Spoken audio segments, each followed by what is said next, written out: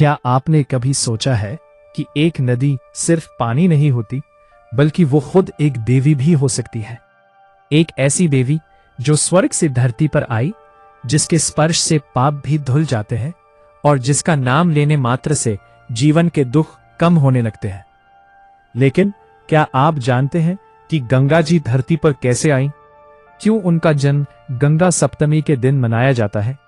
और अगर इस दिन आपने एक छोटी सी गलती कर दी तो जीवन में क्या असर पड़ सकता है?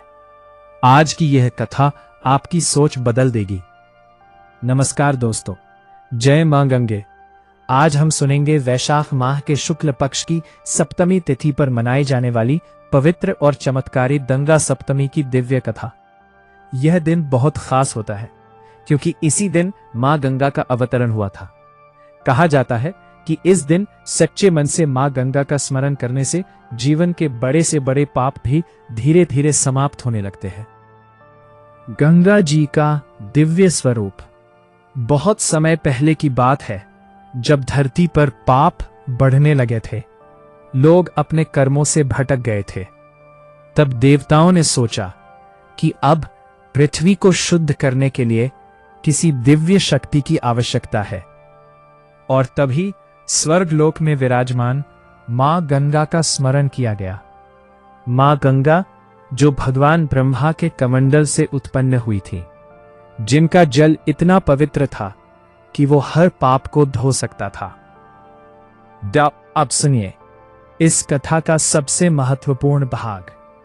एक समय की बात है, अयोध्या में एक महान राजा हुए जिनका नाम था राजा सगर।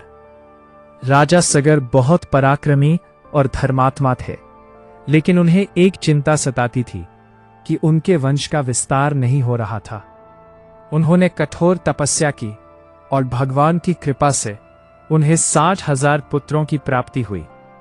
समय बीता और एक दिन राजा सगर ने अश्वमेध यज्ञ करने का निर्णय लिया, लेकिन यज्ञ का घोड़ा अचानक गायब हो गया।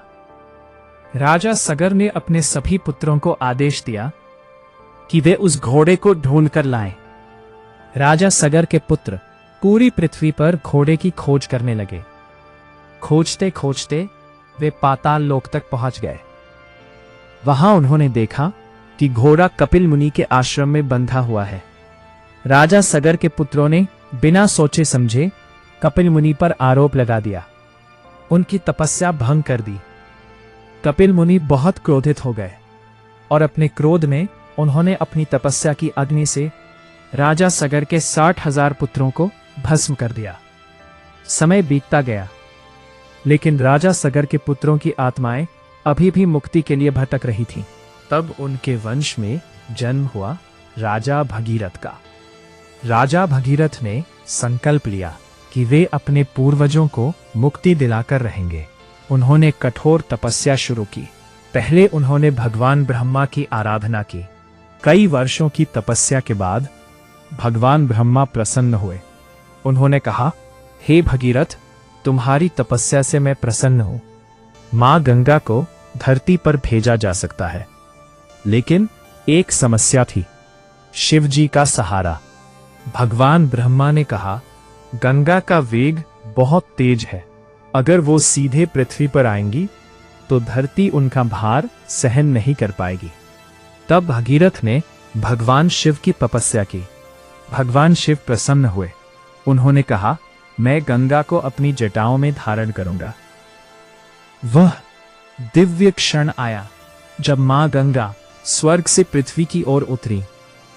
उनका वेग इतना प्रचंड था कि पूरा ब्रह्मांड कांप उठा, लेकिन भगवान शिव ने उन्हें अपनी जटाओं में समा लिया। फिर धीरे धीरे उन्होंने गंगा को पृथ्वी पर छोड़ा। गंगा बहती हुई राजा भगीरथ के पीछे पीछे चली और अंत में वह उस स्थान पर पहुंची जहां राजा सगर के पुत्रों की राख पड़ी थी। जैसे ही गंगा का जल उनकी राख को स्पर्श करता है, उन्हें मोक्ष प्राप्त हो जाता है। गंगा सप्तमी का महत्व। कहा जाता है कि जिस दिन मां गंगा का यह अवतरण हुआ, उसी दिन को हम गंगा सप्तमी के रूप में मनाते हैं। यह दिन हमें सिखाता है कि सच्ची श्रद्धा और तपस्या से असंभव भी संभव हो सकता है। गंगा जी की महिमा। मां गंगा सिर्फ एक नदी नहीं है, वो जीवन है, वो मोक्ष है, वो आस्था है। कहा जाता है कि अगर कोई व्यक्ति सच्चे मन से गंगा जल का सेवन करता है या उसमें स्नान करता है तो उसके जीवन के पाप धीरे धीरे समाप्त हो जाते हैं। एक छोटी सी कहानी। एक बार एक गरीब ब्राह्मण था जो बहुत दुखी रहता था। उसके जीवन में कष्ट ही कष्ट थे। एक दिन किसी संत ने उसे सलाह दी कि गंगा सप्तमी के दिन मां गंगा का व्रत और पूजन करो। ब्राह्मण ने पूरे विश्वास के साथ व्रत रखा और मां गंगा की पूजा की। कुछ ही दिनों में उसके जीवन में बदलाव आने लगा। धीरे धीरे उसके सारे दुख दूर हो गए। इस कथा से हमें यह सीख मिलती है कि अगर हम सच्चे मन से मां गंगा की आराधना करें तो जीवन के कष्ट तो धीरे धीरे समाप्त हो सकते हैं। देखो इस समापन की पवित्र कथा पर। तो दोस्तों, ये थी गंगा सप्तमी की पवित्र और चमत्कारी कथा। अगर आपको ये कथा पसंद आई हो तो इसे अपने दोस्तों और परिवार के साथ जरूर शेयर करें और कमेंट में लिखें जय मां गंगे, क्योंकि मां गंगा की जानने से ही जीवन में शांति और सुख का आगमन होता है।